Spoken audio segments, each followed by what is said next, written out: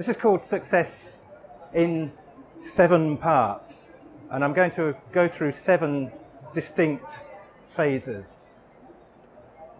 Now, as you're all sitting there, I will ask, is yourself the same as the you, each individual you, the you that is sitting there listening to me?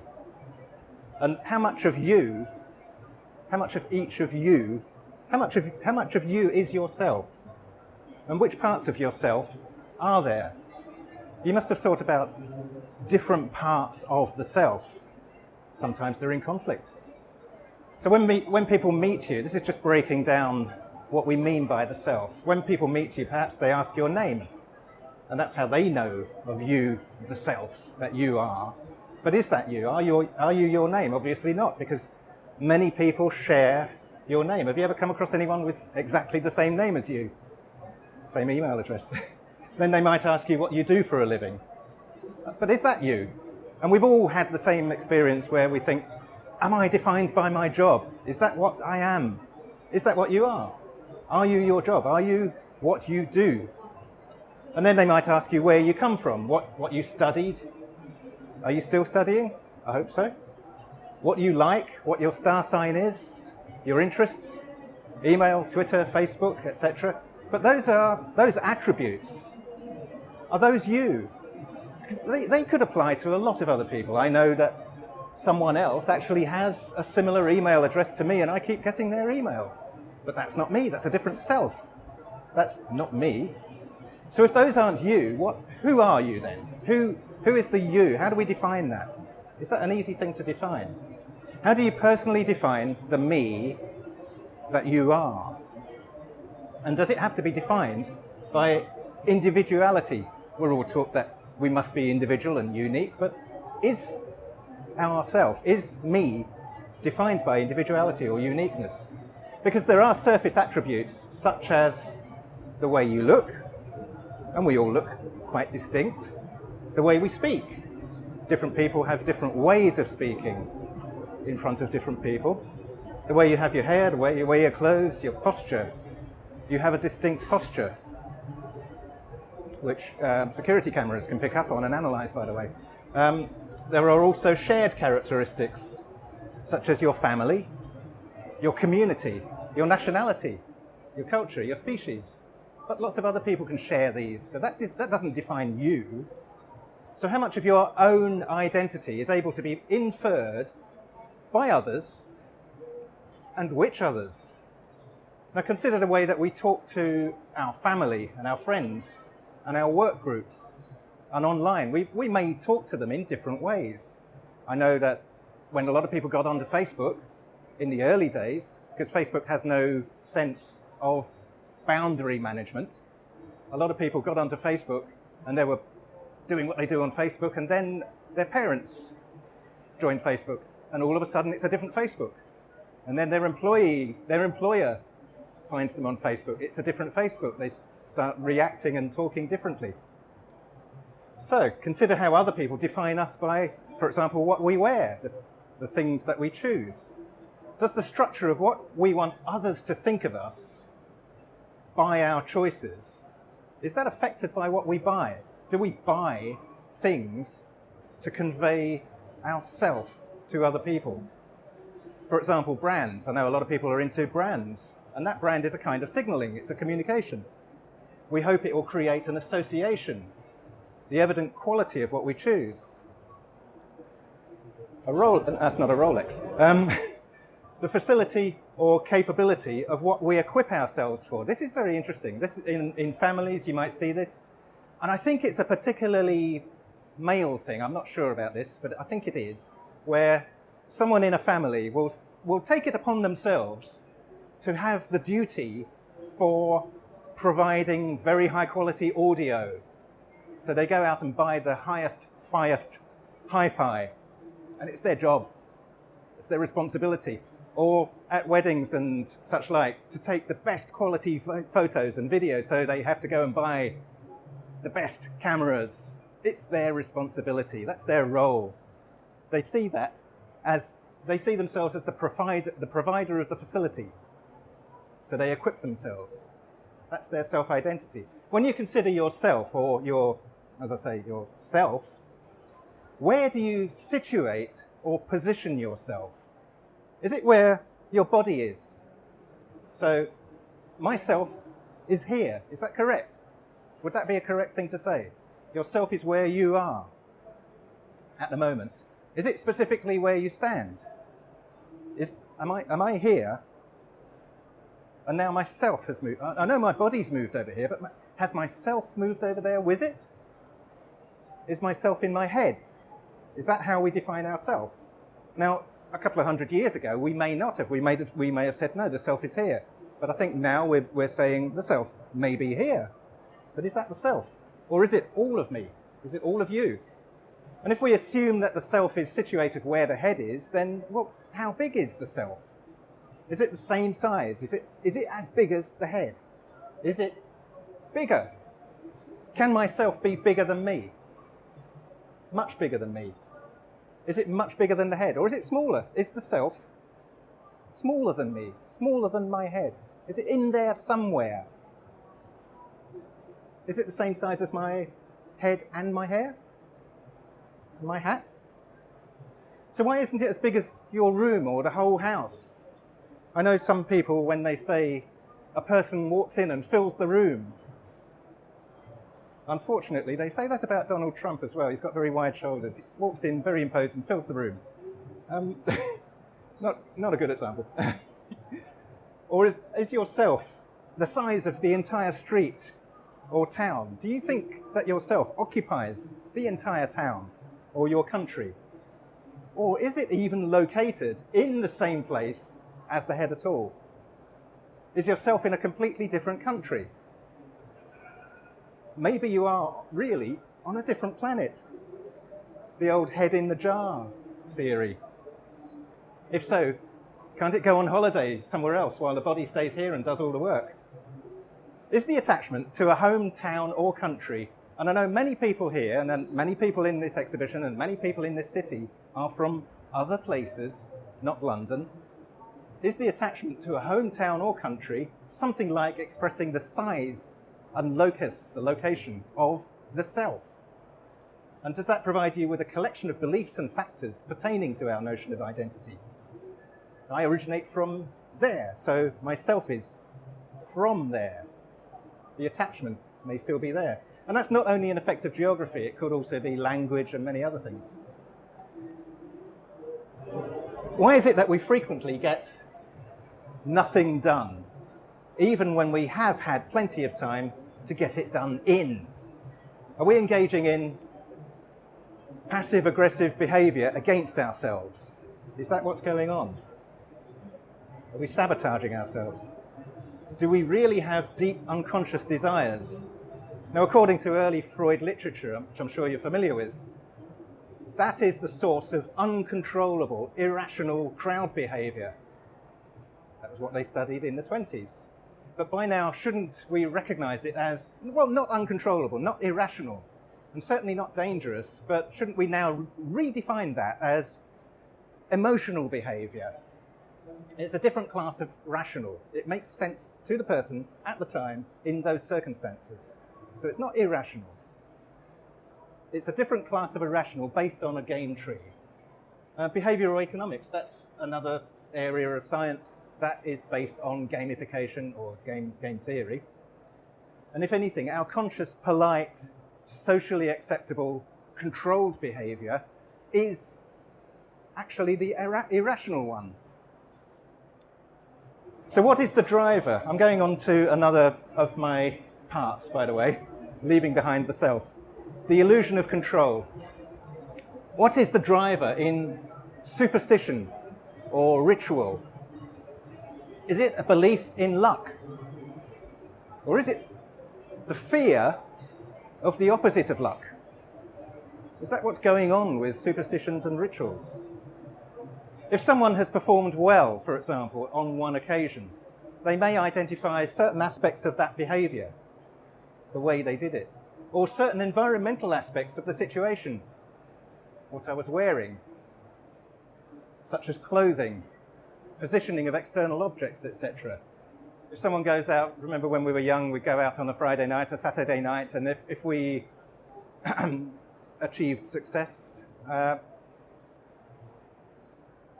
we might think, well, those were lucky underpants, those were lucky socks, I'll wear those again. So the clothing, the positioning of external objects, it was here. No, it was here when I had that success.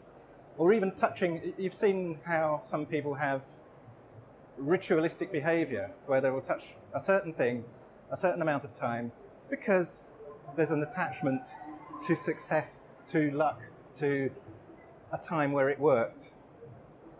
And that can be mistakenly attributed to success instead of what really made it happen. Failure to correctly identify the reason for success, it wasn't the lucky underpants. It wasn't touching a thing 3 times. It wasn't positioning. And mistakenly attributing the source of success to external factors, which are usually untested, removes your personal power to take ownership for your own outcomes. So it was you all along. You were actually that good. You were gambling that something that you have this vague feeling about is a pivotal factor in success or failure. And you're also reinforcing that incorrect belief each time success does occur in exactly the same way that a cargo cult will try but fail. Any results are disconnected from the actions. It reinforces misunderstanding the process of success. It puts your success that you've had on a level above what you think you are capable of, as if, well, mistakenly, all you need is the correct pantomime or ritual to access the spirit of success once again. And this cheats you of inherent direct access to success that you have within your own capability and understanding. So let go of your rituals. Relax, surrender to who you can also be. You had it all along. So let's look at another part. What is luck? First, let's define luck. Have we ever done that? Let's define luck. I'm going to come up with a definition. You may disagree. Luck is the favorable outcome of complex activity over periods of time. You may disagree. The complex activity is an interaction affected by other activities, for example, people's actions out there, external influences, etc. The periods of time are also an illusion. There really is no actual episodic stop and start, but we see these as episodes that relate to our life. Have you ever bought a lottery ticket and it won? And you thought, well, that was a lucky day. Or did you think that was a lucky week? Or did you think that was a lucky month? That was a lucky year? That was a lucky 10 years that I've been doing the lottery. I've won it once. There's no stop or start to our perception of luck when we perceive luck, when we interpret it as luck. Now, the favorable outcome is our assessment of the value of a result of activity after a certain period. We put in the stop and starts ourselves. We imagine them. They're fictional. We form judgments on what happened in our own terms. I caught a fish. Well, that was lucky. No, not for the fish, it wasn't. According to what we may like or want or need to happen. If what occurs out there matches what we in here would find appealing, then that's lucky. That's what we interpret as lucky. Luck is time, and as I say, action and result. It has inputs and an output. Luck, therefore, can be viewed as a process of luck. So how do we do anything about luck? Can we influence luck? That would be nice. We can influence a lot of our external environment for better and worse, or for worse. We do this all the time. We can influence other people. They can influence their environment. Therefore, yes, we can influence the factors that are associated with luck.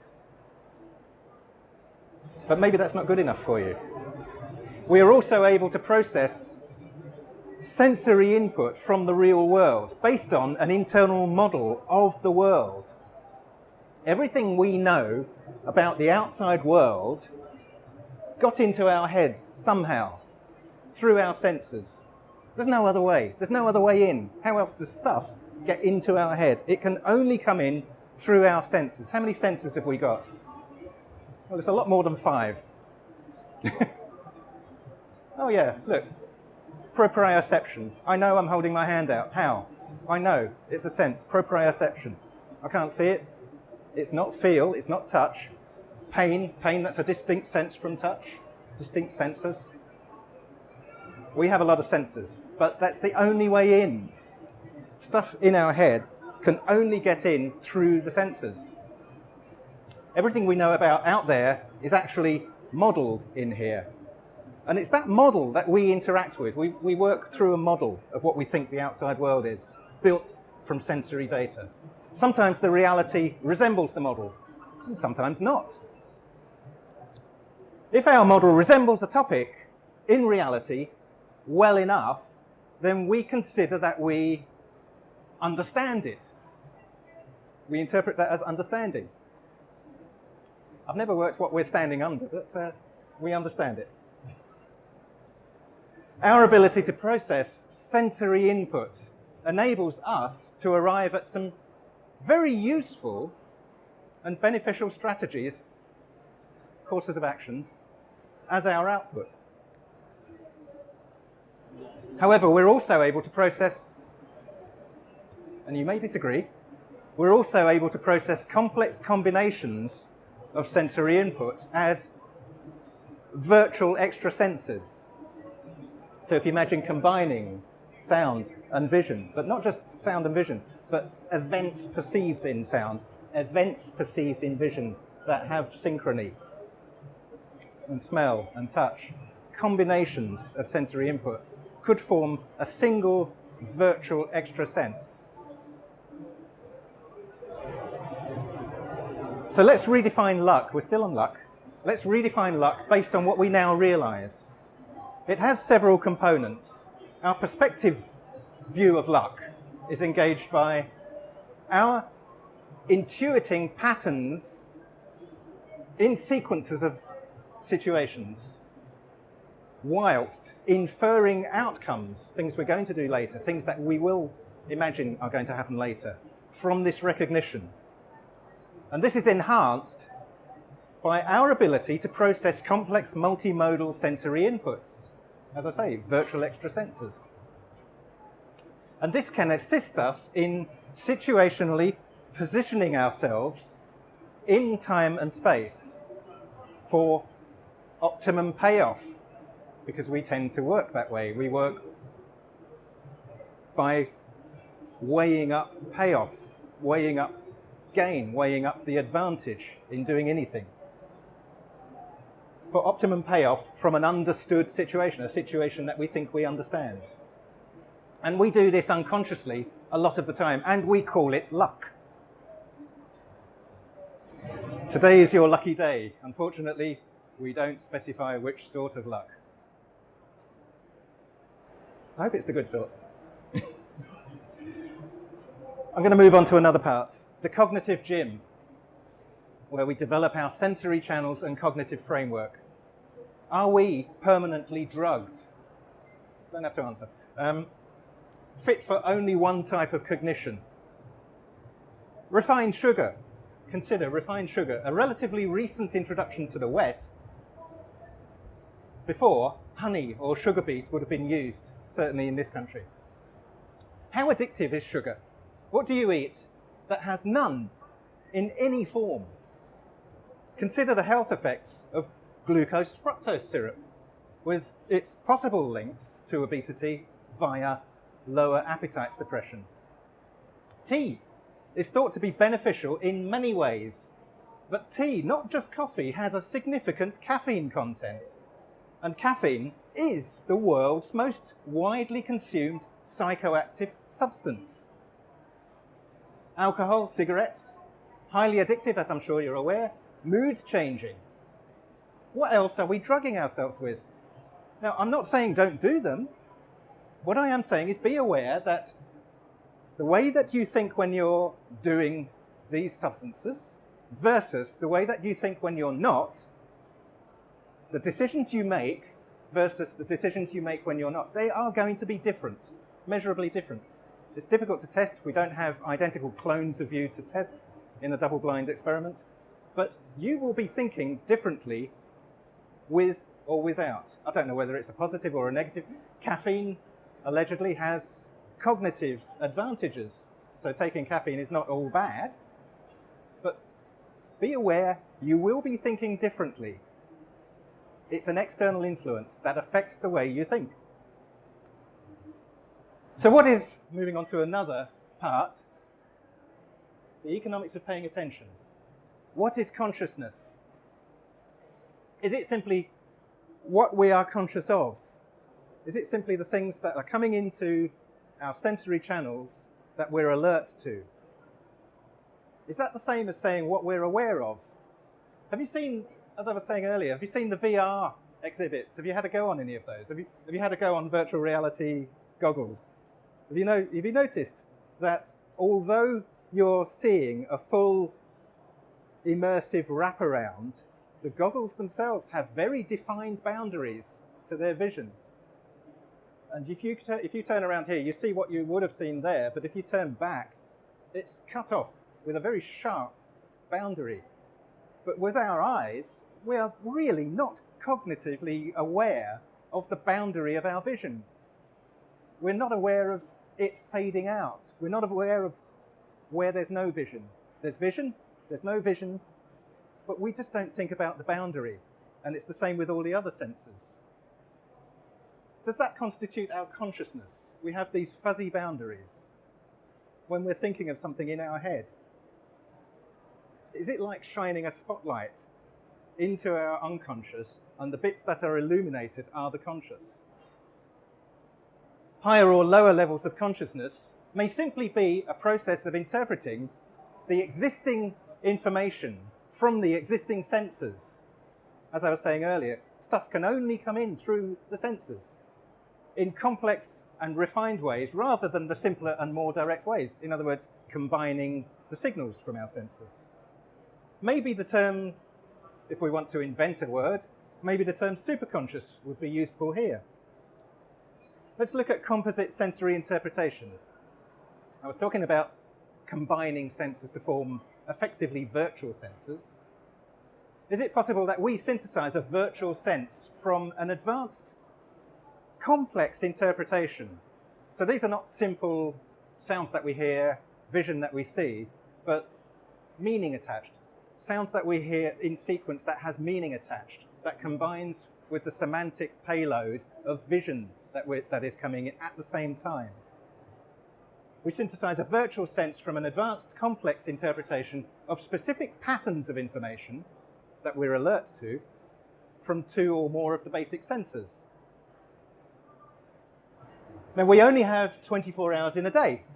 We all only, no matter how rich or poor you are, we only have 24 hours in a day. We each have the same amount of time as each other. What we do within that time is roughly the same, but the minor differences can matter a lot. We each spend a large portion of that 24 hours asleep. The rest, the awake time, is divided into introspection, which is where we're thinking our own thoughts. We're daydreaming. We're imagining. We're working things out. We're fantasizing. We're making up excuses. Have you ever done that? The whole tube journey or the whole train journey goes because you're inventing an excuse why you're late. And then the stop arrives. What happened in between? No idea. It's all in here. Remembering. Extrospection. That's another division of the way we divide up our 24 hours. Some of it is introspection, some of it is extrospection. Attending to outside events, paying attention to people, talking to things, actions. Active uptime, in other words, of responding to stimuli out there. That's an interesting ceiling. Never noticed it before. Generally speaking, you see, consciousness. That was outside our consciousness.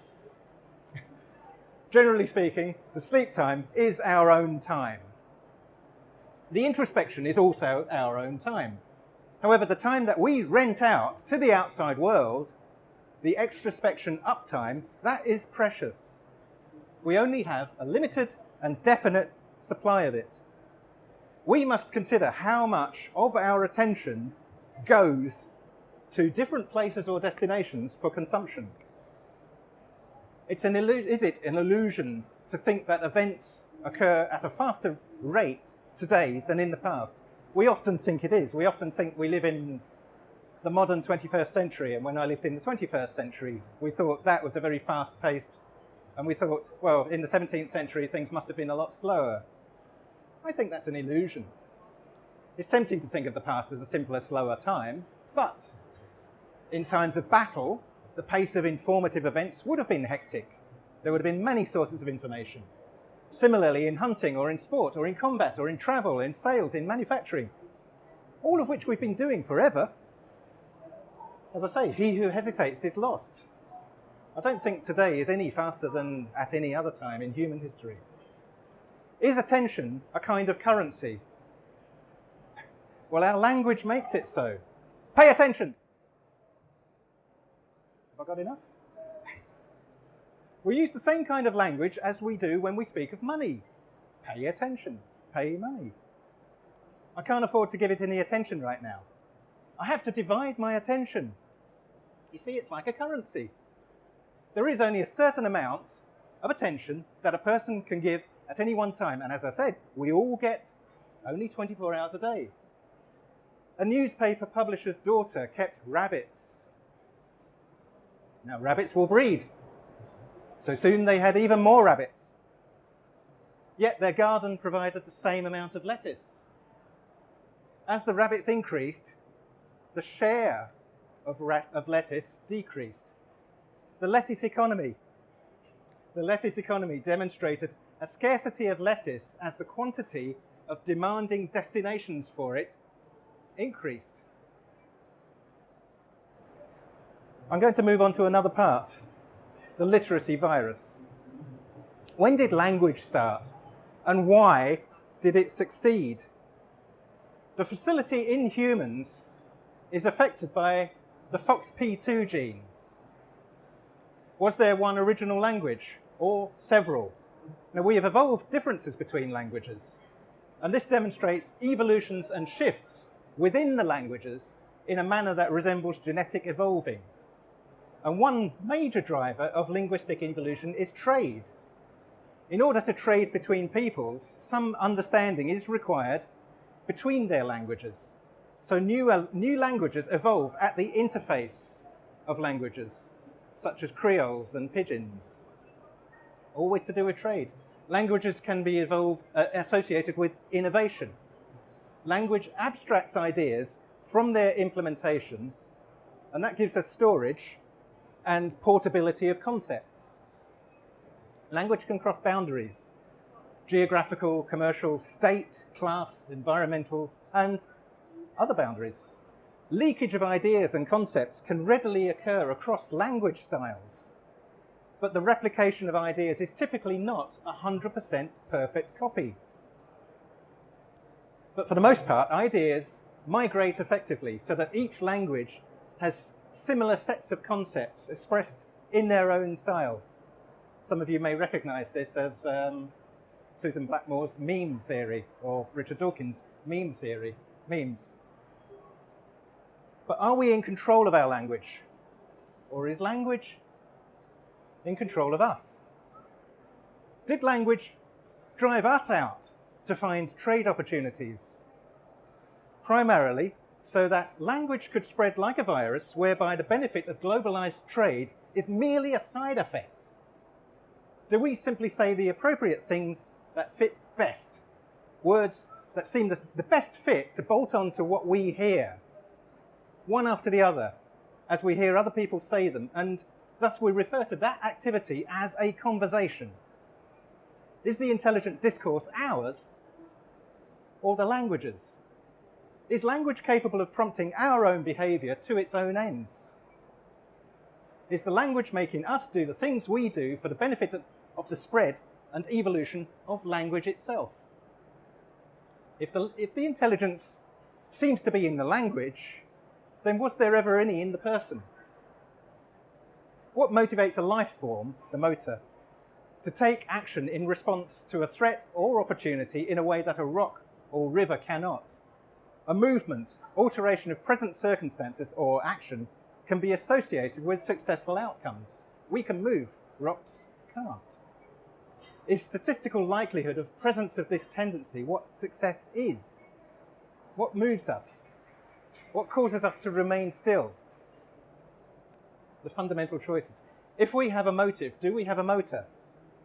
And what feeds that motor? What motivates us? Whatever you do all day, well, that's the motor's state. But are you in the correct state? We have a function to seek problems. All people are, essentially, are problem-solving organisms. We find problems and we solve problems. See what you do all day at work. You resolve problems. And if there are no problems, that's okay, we'll make some. The state that we're in is a machine that makes problems and then uses ourself to solve those problems. We either do not have control over the choice and creation of those problems, in which case we'll still find problems to solve, or we do have control over the choice and creation of those problems, in which case we'll still have to solve them, but we know they're our problems to solve because we designed them. And we should be seeking the opportunity to make our own problems and then solve them. If we don't, we'll be given problems that were not our own choice. And this is because we put ourselves in situations where we must seek problems. So are we in control? And should we even want to be in control? If language drives us, if our motor seeks problems and then solves them, if our attention is not our own, if cognition is up to the chemistry that we eat or drink, and we don't even know where our self is, maybe your best course of action is to surrender to what drives you, the thing that you naturally do. Surrender to the mechanism of you. What is your own product? What function do you offer? You cannot rely on an HR department or your boss or colleagues or luck for your success trajectory. This is why a good many professionals with, until recently, high-performance careers might now find themselves redundant or confused or traumatized. No one else will tell you what your product is. Find out how your motor works and what it produces and define the product of you. Thank you and goodbye.